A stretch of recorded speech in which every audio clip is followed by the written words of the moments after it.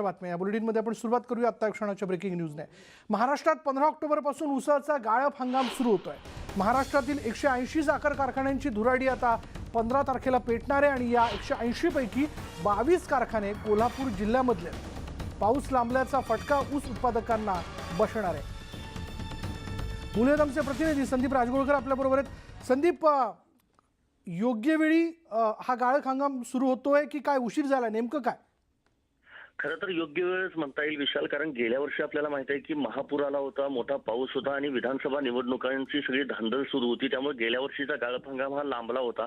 मात्र यंदा कोरोनाचं मोठं संकट गाळप हंगामावर असताना देखील 15 ऑक्टोबर पासून साखर कारखाने सगळे सुरू करण्याचा जो निर्णय आहे तो मंत्री गटाने घेतलेला आहे। ऊस क्षेत्राचा जर विचार केला तर गेल्या वर्षी जितका ऊस होता तितकाच ऊस यंदा देखील असणार आहे। प्रामुख्याने कोल्हापूर, सातारा, सांगली आणि सोलापूर हे चारही जिल्हे ऊसाचं आगार म्हणून खरं तर ओळखला जातो आणि ऊसाचा पट्टा म्हणून देखील या भागाला ओळखलं जातं।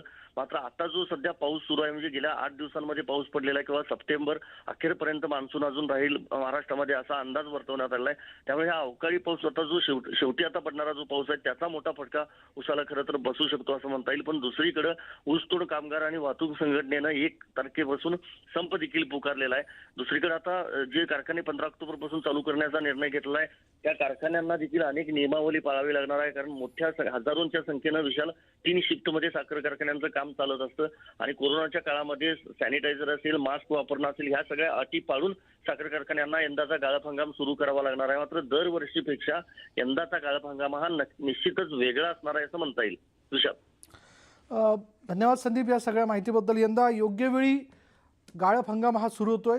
कोरोनाचं सगळं संकट आहे त्यातही हा गाळप हंगाम जो आहे तो सुरू होतोय, पण पाऊस लांबल्याचा जो फटका आहे